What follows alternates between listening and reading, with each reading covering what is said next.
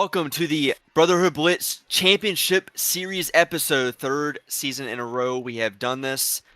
We're also back for after an extended hiatus that we haven't recorded anything, but we found the time to get this episode in at least, so we're able to talk about the championship game with some of our better friends and co-hosts, which we'll introduce here in just a second. I am Colton Powell, aka 49K.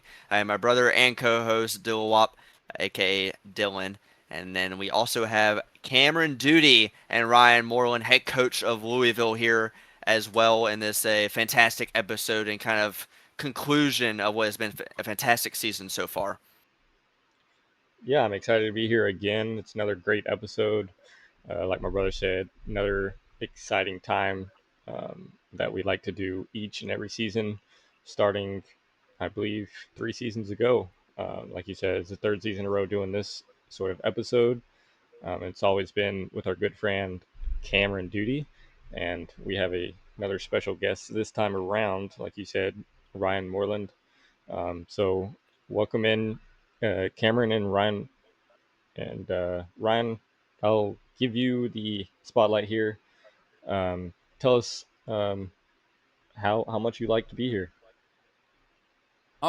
Thanks a lot for inviting me. This is an awesome opportunity, and any chance to talk about football is a good time.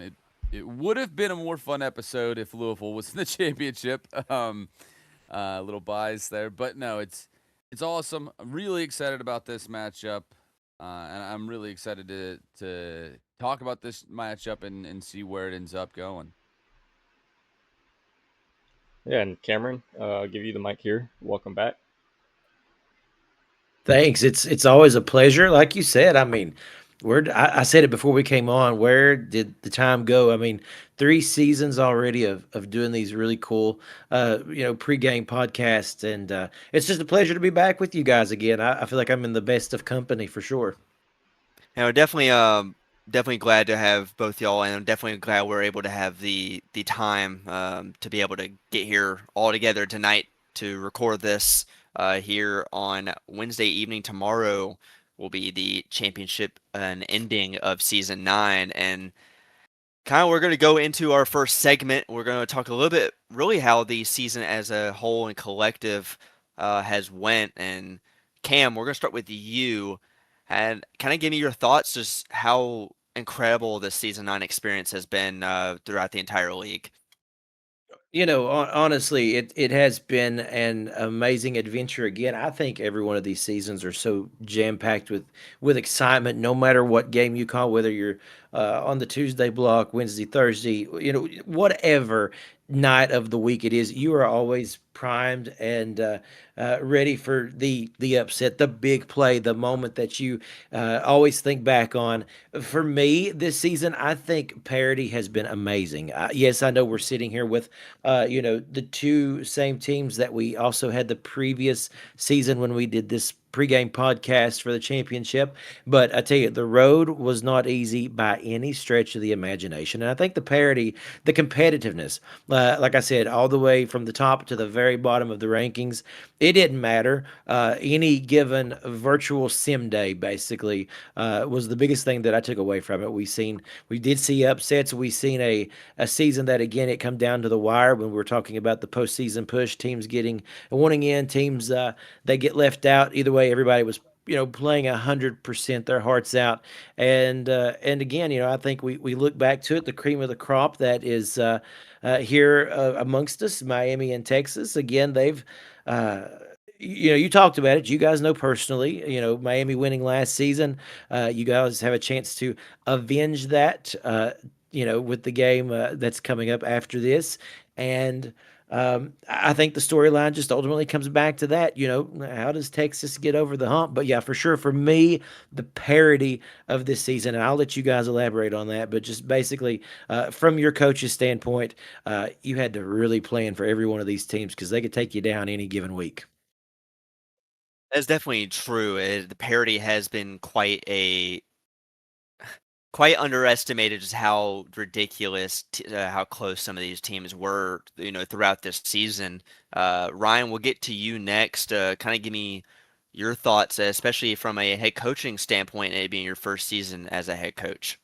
I couldn't agree more with Cameron. It was a really a gauntlet for coaches this year. It was a great season, and the parity was unbelievable. I mean, we saw, even teams that, coming into the season we thought were going to struggle pulled off big wins and came out. Big upsets happened each and every week this year.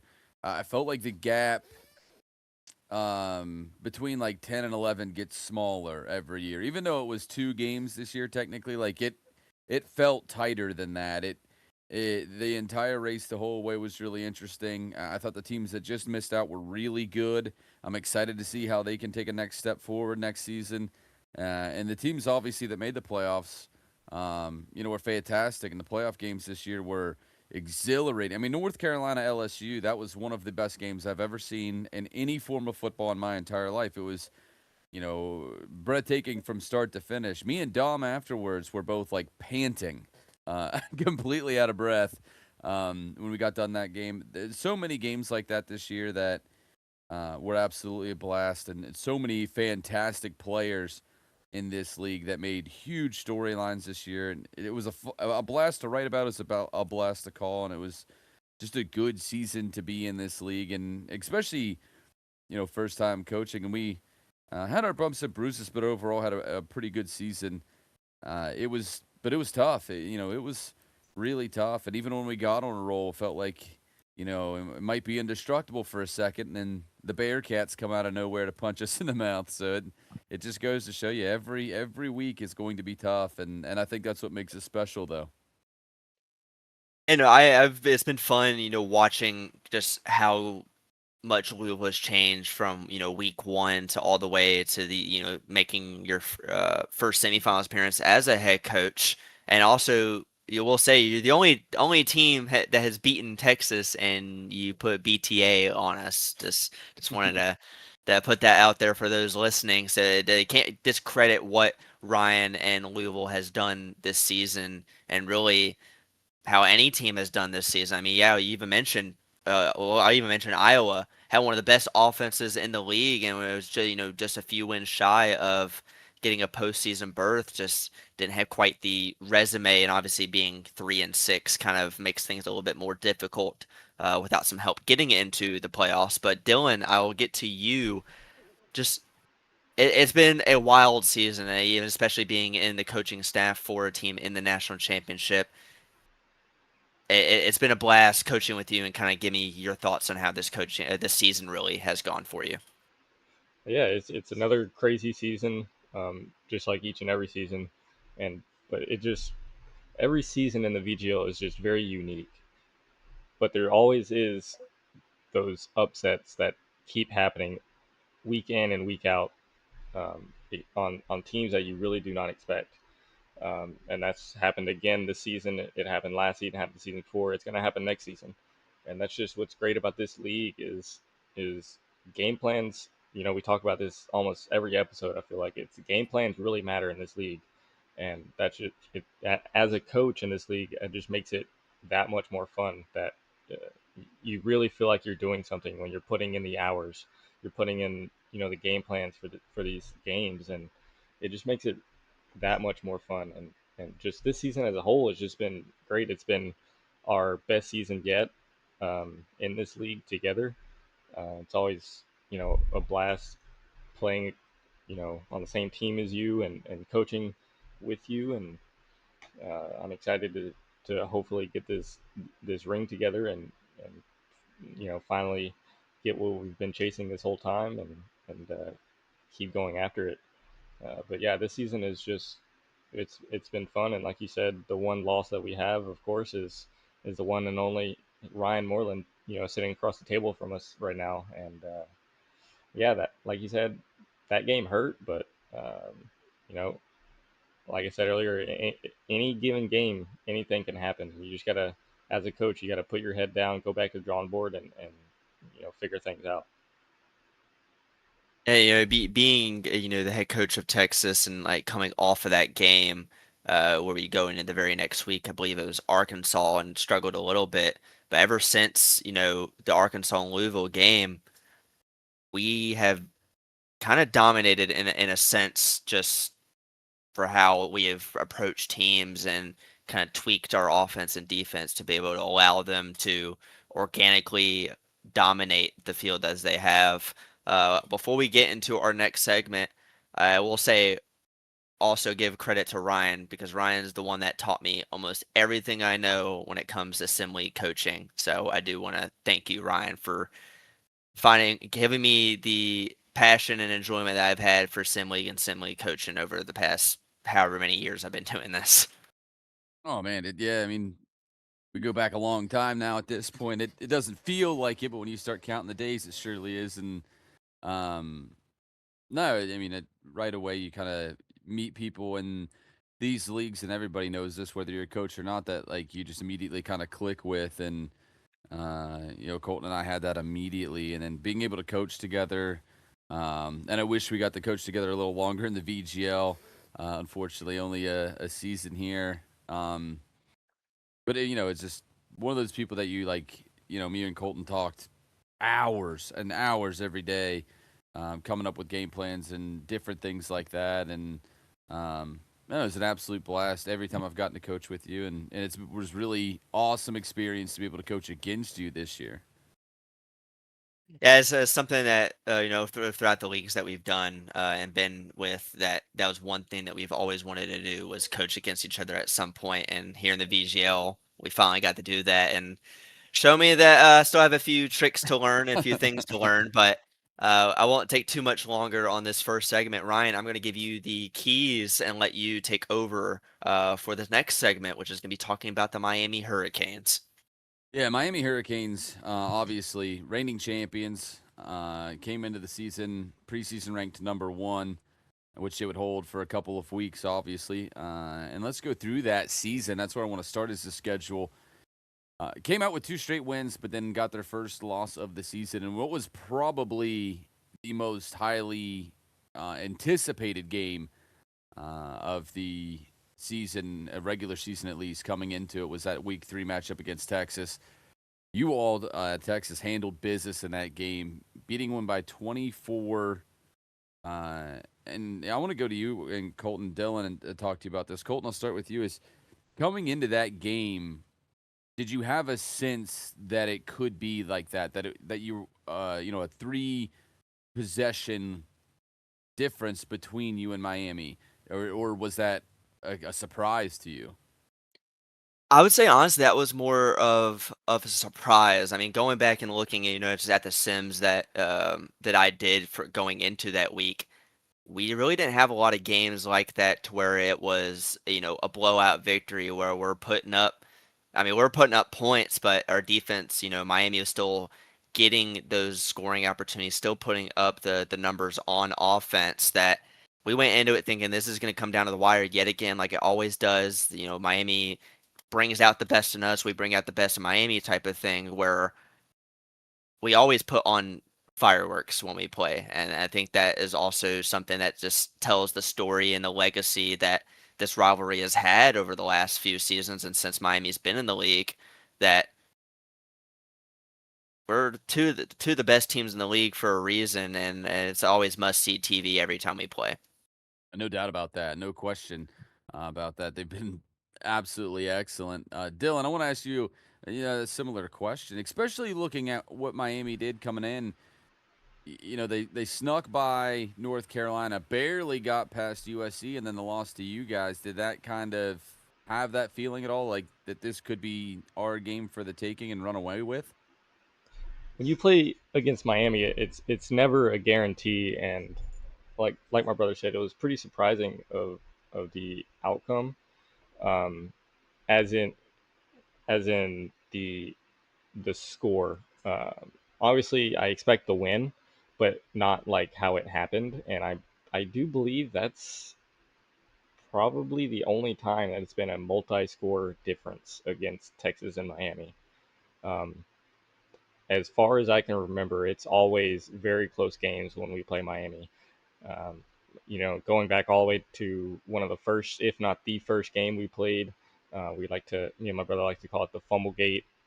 Um, it's just game after game against Miami. It's always so close and just such an amazing dogfight against these two teams, and it just makes this rivalry so much fun. And yeah, I was not expecting that sort of outcome in week 3. And that was the outcome, Texas winning. So coming into the season, this is the reigning national champion preseason number 1.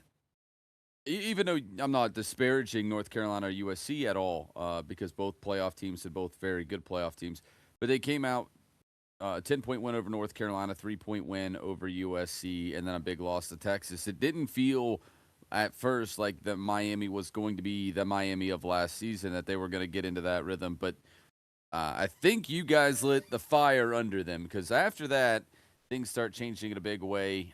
Big win over UTSA, big win over Arkansas, big win over Missouri. They obviously dropped the game to Louisville week 7, and what was a fantastic game, really a battle back and forth, could have gone either way. They, after that, got hot again. Cincinnati, Florida State, beat both of those by multiple scores, and then played Florida State and Louisville in the playoffs, where they were just unbelievable. Beat the Seminoles by 52, and then beat my Louisville team by 35, and just what were dominating wins. At the end of the season, Miami finished as the top offense in the league in terms of yards and points scored, and about 50 other different things that you could mention for them. They were an unbelievably dominant offense and a very good defense on top of that this season. I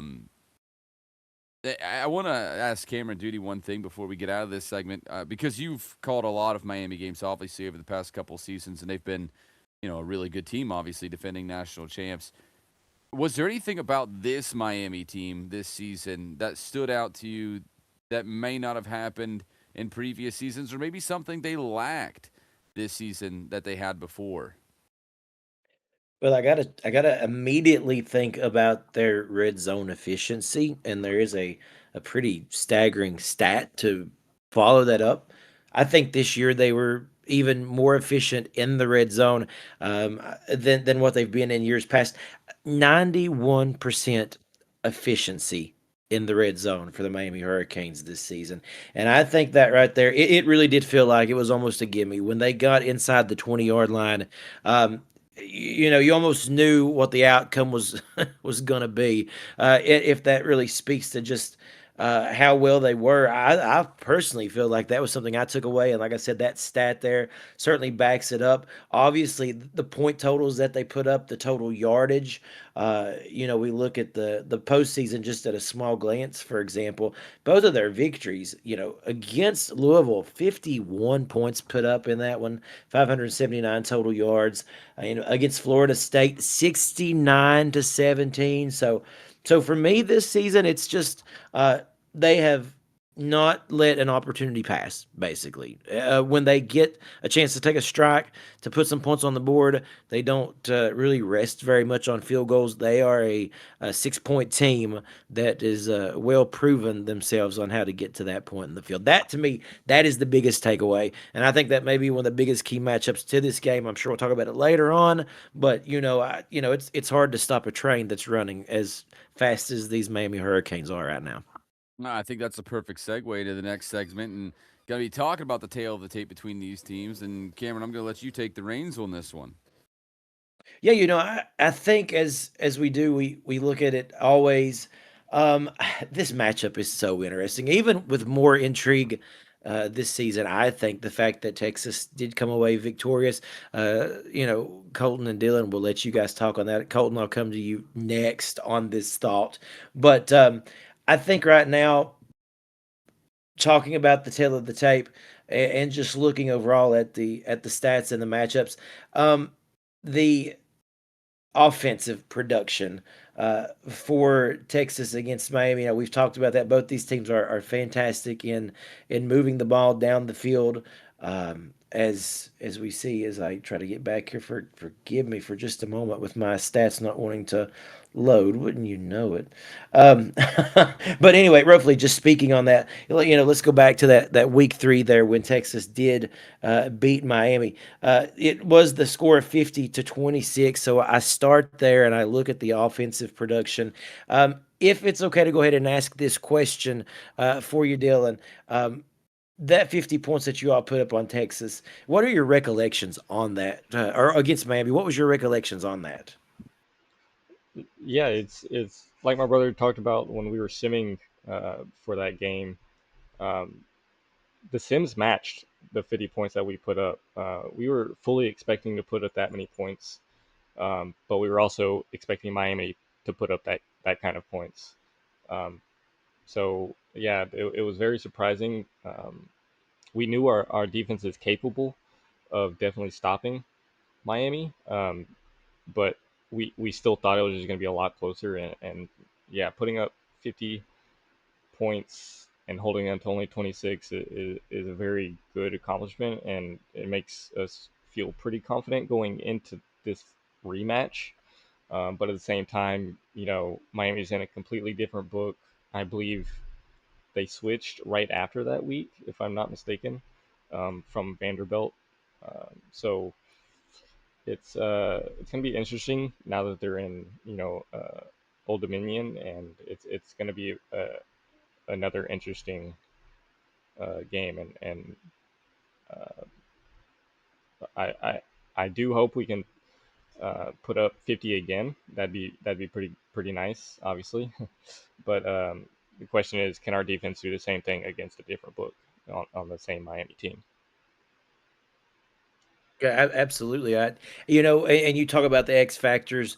Let's look at the quarterbacks, for instance. Okay, Bo Martin Jr. going up against, Cole Powell. I think that there is no championship game in the history of the world that usually doesn't start with the quarterback play and how important that is going to be.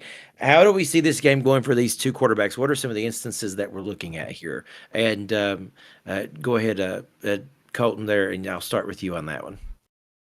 Looking just at both quarterback play, throughout this season, I mean, going if you're talking about more regular season, obviously Cole Powell was the better quarterback. He's the whole reason why he's second team All Gridiron player behind Memphis Reigns with Marshall All right there. Now, Marshall All, I think, has had an incredible and outstanding playoff performance, which going and looking just at the stats and the tail of the tape between both quarterbacks passing wise, I mean, it's neck and neck.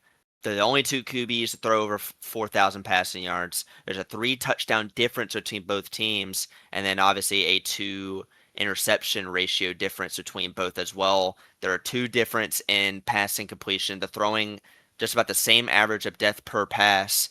Now, the one thing that does worry me a little bit is there is a distinct difference in how many times each QB was sacked. Cole Powell sacked 39 times on the season to Marshall All's 29. So I think that is something to keep an eye on when we go into the championship game here tomorrow. But I obviously being a little trying to be unbiased as possible.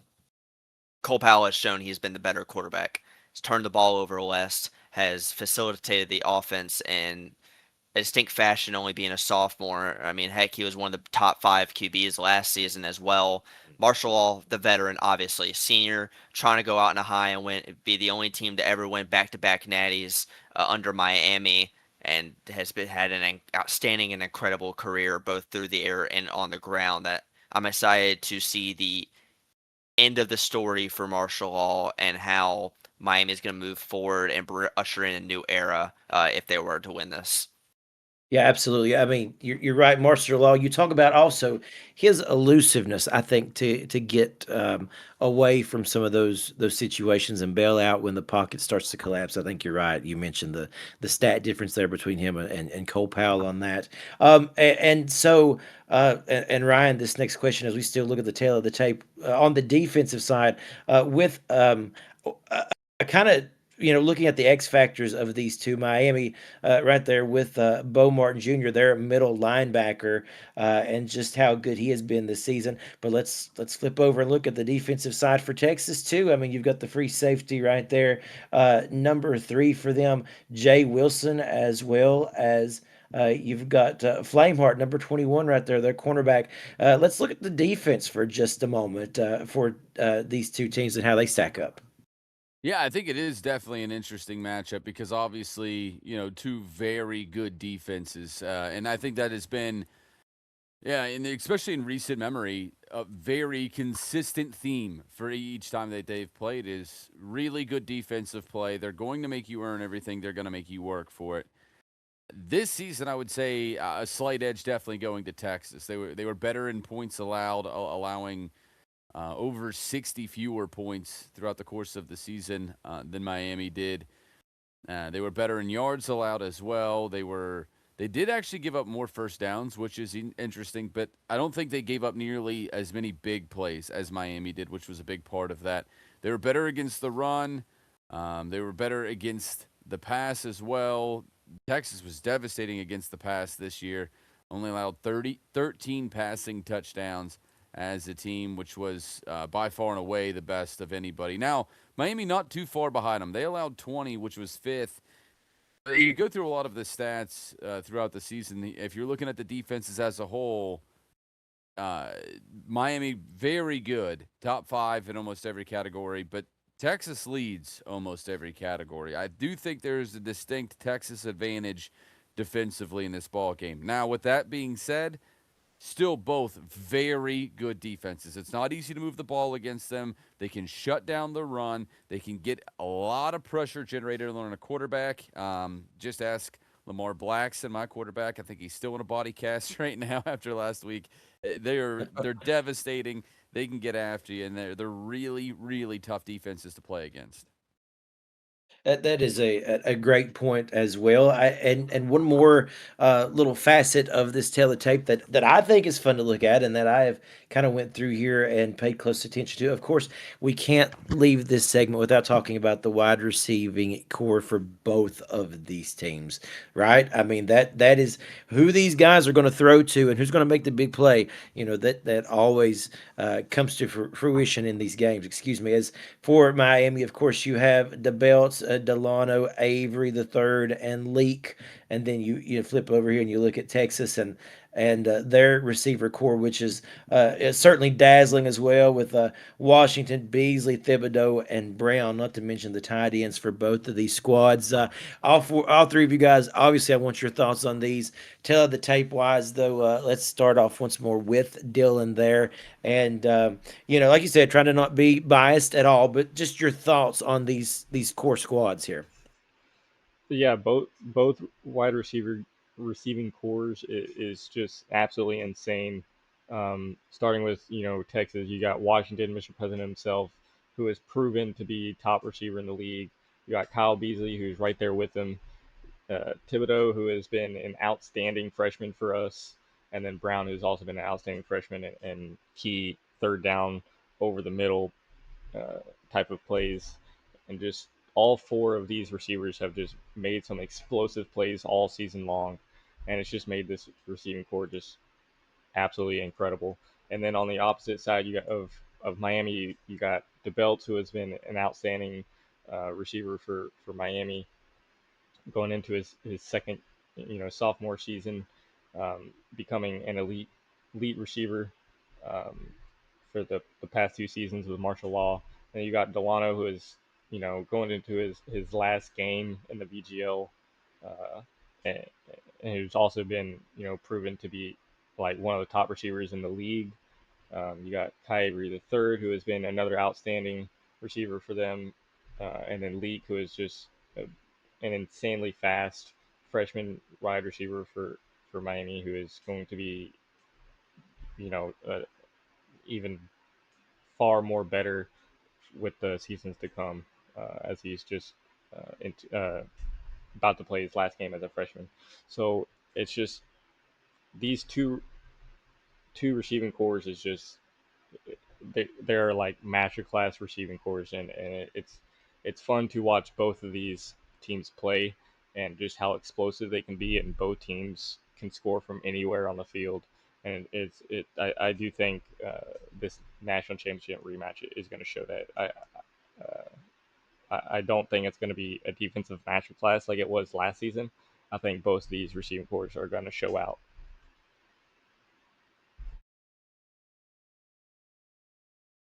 All right, fantastic, guys.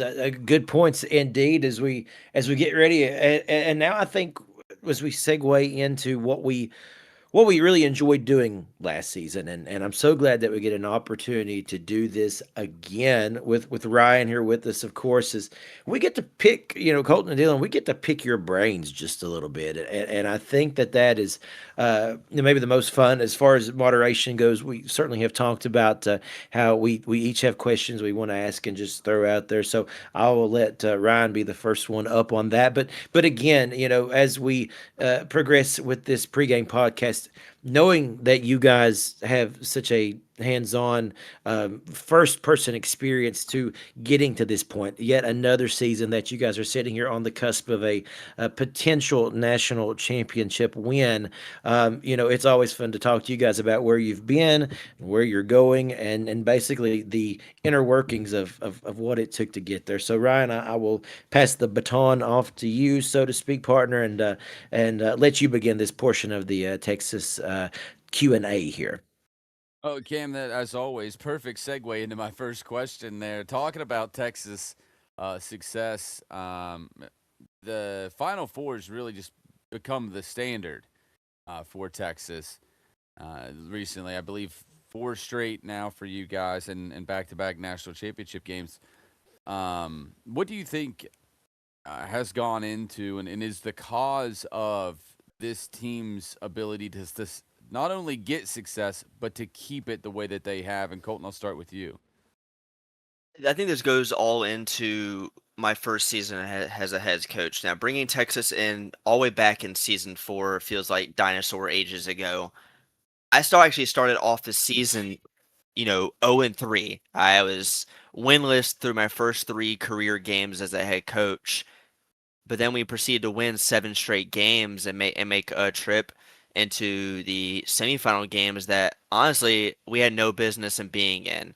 I think that kind of gave me the confidence, like, okay, I can do some damage with a team that was very young. We did have a lot of standout transfers and upperclassmen in my first class that I recruited back then, but it's shown that Texas and even myself is capable of doing anything in this league, and being in the semifinals now, 5 of the last 6 seasons, and going on 4 straight semifinal appearances, and it it feels rewarding that the hard work has paid off and shows just what, like I said, what I'm capable of doing as a coach, and even to credit to my brother, since he's been on the coaching staff, what we're capable of doing as the headman of Texas.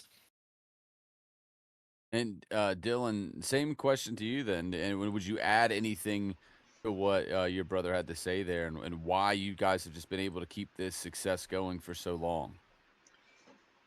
Yeah, it's lots of hours, lots of late night, you know, calls between me and my brother. Hey, what have you seen in your sims with the settings you've been testing? I've seen this, but you've seen that. Let's try this. Let's sim for this. Let's change this thing up. It's all the hours that we've put in our sheet shows it. It goes back all the way to season 6 when I started. Um, I came in and I knew nothing. I was fresh. I was never simmed before. Um, and I started simming. He showed me some things, and then I fell in love with it. A little bit about myself. I love puzzles, and I love playing chess, and simming kind of feels like a chess match, or a puzzle to me. I love figuring out which settings work against what, and just putting in all the hours for it. You can ask my brother. There'll be times where he's like, "Dude, I can't find anything. I'm nervous about this game," and I'm like, at the same time, he'll go to sleep, he'll fall asleep, he gets tired, and then I'm texting him, late at night while he's asleep. Hey, I finally found something at 3 a.m. in the morning. It's just, it's something about it that is so satisfying when you find something that clicks, and it's it's a great passion, of both of ours, and it's been an honor to do it alongside my brother, and um, you know, I, it's just it's been great, and yeah, it's we're looking forward to keep doing this, as long as we can, and um, yeah, it hasn't always been easy, for sure, but yeah, it's lots of hours put into this. All right, Cam, I'm gonna let you ask the next one. Well, actually, that's it's such a good point that was made there talking about, the word nervous was actually used. But I got to tell you something now, and talking to you guys for the many hours that we have had over the past couple of seasons to do this, you guys must have a really good poker face because I just get cool as the underside of a pillow when I talk to you guys. As far as just a cool, calm demeanor when it comes to talking about these game plans, strategizing. Now behind the scenes could be a little bit different, but I just want to say, um, where did you guys where'd you guys learn that from? I mean, to us, it is such it feels like it's a very natural, very calm, very relaxed mentality that you guys have in approaching, coaching and strategizing in these sims. Has it always been that way, or is that something that just with maturation as time has went on, getting into these sims? Because I think a lot of the success, honestly, from you guys is the fact that you can stay level headed. There is no panic. Is that something? Is that just kind of a trait that you guys just kind of, like I said, did you have that upon just coming in, or did you learn that as a trial by fire, so to speak?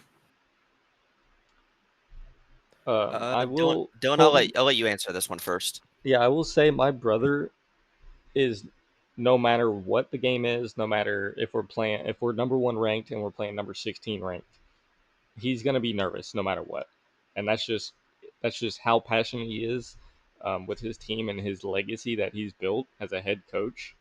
Um, it's just every game matters to him, and yeah, it's and I'm pretty much the same way. I don't get as nervous, um, but at the same time, you know, we both hate losing, and it's I get nervous when I don't have time to sim much myself, and I'm not very confident with what we've seen in our sims. Um, but at the same time, um, there is some games like this season. It's been a lot of, you know, we're in SMU, so there's not much you can really do with SMU besides pass, and so we haven't really changed too much this season. So I haven't been like really nervous this season much. Um, but at the same time, when you hit playoff football, there's always nerves, no matter who you're playing, no matter what your sims have looked like. It goes back to what we talked about earlier: is anything can happen on any given night in the VGL, and there's always nerves when you're playing playoff football VGL. So I'll go and kind of bounce off of a few things that Dylan, that you said. If a head coach and that one that takes this as passionately, especially as I do, they'll tell you they're not nervous. They're straight up lying to you. I am nervous. Like my brother said, I am nervous legitimately any game. I don't care if it's a championship game or it's week one and we don't even have a win yet. I'm going to be nervous. I I'm passionate about everything I do. I don't like to take shortcuts. I don't like to underestimate anybody. I'm gonna play you like if you're the number one ranked team and you're about to score 50 on us. I'm expecting your team to come out, give us the best that you got every week in and week out. That's just kind of my mindset that I've gone into it. And I think, like I said earlier, a lot of it has to come with who I've learned under over the past three, 4 years. I think I've been doing this now. If I remember correctly, throughout the multitude uh, of football leagues I've been in, but obviously majority of it in the VGL over the last 2 years. I take things very seriously when players that we have and the people that are paying, money to have their players be, good, faster than normal. My one thing I want to give, and goes out to any, coach or head coach that's listening to this, that one thing I've learned is if you can make just even one player on your team appreciate the time and effort that you're putting in to make their experience even more, even just a tad bit more positive and better than when they walked in, you've done something as a head coach. You can be proud that you made someone enjoy their time in sim leagues, that makes someone to continue to come back and to continue to play for you and for future players, future seasons down the line, because you always got to remember you're recruiting them not for that player, but for every other player that they make after that. That's great. Great insight. And I'm telling you, sitting across from you guys, just, from a podcasting standpoint, you guys are so cool in your demeanor. And so it's nice hearing the passion and the nerves and the intensity that goes into prepping for this. Indeed. Ryan, I'll toss it back over to you. Have you got any other questions for the guys? Yeah, I have a couple here. I actually want to do a question rather than ask you both the same question. I want to ask you two different questions. And Dylan, I'm going to start with you here.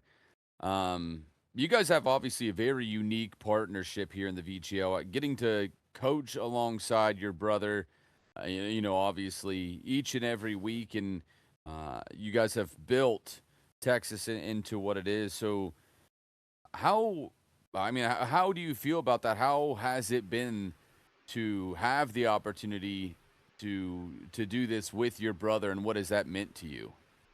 Oh, it's meant quite a bit to me. It's the sheer amount of effort that we've both put into this together. It's brought us closer. We haven't not always been this close. And Sim League, I do fully believe Sim Leagues, especially the VGL, has made us so insanely close, um, that, I mean, we talk every single day, and that's not even an exaggeration.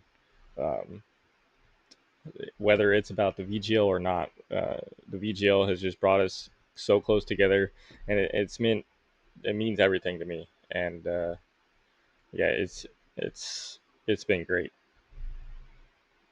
I mean, obviously, a moment there to really take in, with that kind of moment where they always say it's bigger than sports.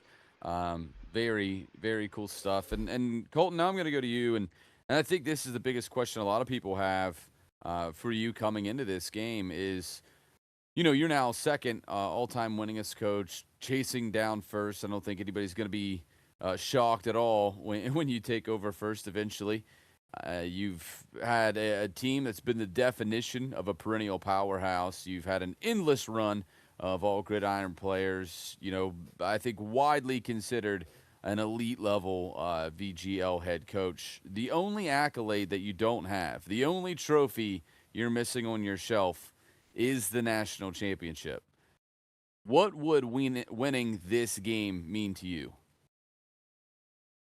I think with the sheer amount of IRL years that I've been doing this, and that's the one thing that I have yet to win in anywhere.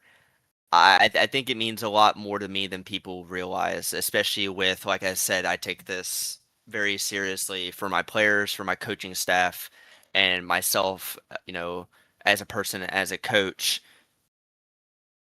I try to always be the best. I always want to be the best. I strive to be the greatest of all time in anything I can do. That if I was to win the national championship this season after right now being 0-2, and this is the third national championship that Texas has made in the past 4 seasons. all dating back obviously all the way back in season 6 when we lost the first time. I think it says that, I mean, not to toot my own horn, but I think that puts me on the Mount Rushmore as one of the greatest coaches of all time the VGL has ever seen. No, I wouldn't disagree with that at all, and I think it'd be hard to disagree with that. And I mean, obviously, opinionated you could, but if you're using the facts, it'd be difficult to disagree. Cam, I'll send it back over to you. I'll be honest with you. As far as that goes, I think that may be the perfect way to, for my portion anyway, to conclude the Q&A part, because I think that says it right there, Ryan. I mean, just the passion that you heard in that last response. And if you have anything else to follow up, please certainly do so. But that was actually one of the questions that I was going to ask. What does it mean? And I think that says it all. The bond between the two of you guys, which we've touched upon in seasons past. It's fantastic to just be around you guys and as we said, pick your brain about what you guys do know and how much you have learned over the season. And then like you said, learning that it has certainly in your bond outside of the sim world has certainly even made you guys grow closer. Just a testament to what sim football and the VGL in general can do. So as far as that goes, Ryan, like I said, I will toss it back over to you. I think that was the best reply to the question that I actually had on my mind too. I don't have anything more to add to that. I do have one more, and one that I really wanted to get to, and it might be a good way to end this one.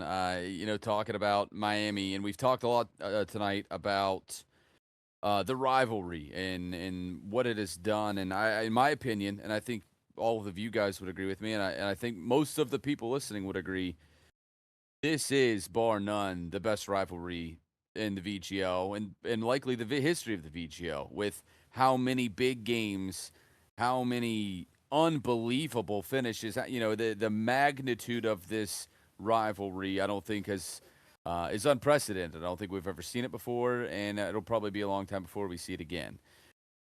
With that being said, and Colton, you just talked about how it would feel to win the national championship and how what that would mean to you, and obviously it would feel amazing. Is there, like, let's say hypothetically that you win tomorrow night, is there an added layer of joy that you beat Miami to get it? I think I think this is the best way to put an end and put a stamp on just how great this rivalry has been. That if we can end it in the biggest game of the season, one of the biggest games of all time, in my opinion, that it is Texas, Miami, back-to-back championship games. Either Texas wins their first ever national championship game, or Miami is the first team to ever win back-to-back and only the second team ever to win 2 national championships here in the VGL. There is a lot on the line for both teams. Swaggy, I think, has potential, if he wins tomorrow, to be the greatest coach in VGL history, bar none, as having the only team to ever have an undefeated regular season. Only the second team, like I mentioned, to ever win 2 national championships and becoming the first team and head coach to ever win back-to-back. There's so much on the line for both teams that I think there is a lot more of a storytelling aspect to this game that people don't like to, not I wouldn't say not like to, don't like to really look into and really fully realize that this is it. This is the storybook ending that I think Swaggy and I both couldn't even begin to think of as a great way to put a ribbon for how great this rivalry has been. And Dylan, same question to you here. Is there that added layer? Is there that little extra if you were to win this and beat Miami to do it? Oh, 1,000,000%. Uh, like we've talked about the rivalry, we always think, oh, this is the game that's going to finally end the long rivalry between these two teams, and then here we are with the next one. and then I'm sure there's going to be another one. And it really started with, Miami and Texas playing week one, week in and week out, ever since season 6. Then it happened in season 7. Then it happened in season 8. And we all thought season 8 was the last, time that Texas and Miami were going to have this big of, you know, of people watching a game and calling it a rivalry. And then, you know, it went on to happen again in the season 8 national championship. And then, you know, that created, you know, in week 3 of this season, it was like you said, Ryan, it was the most anticipated game of the regular season this season. And now here we are again in the national championship rematch.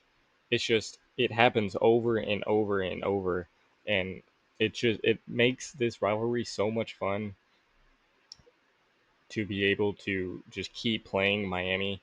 And uh, to answer your question again, yes, it's gonna be it's it's gonna be very,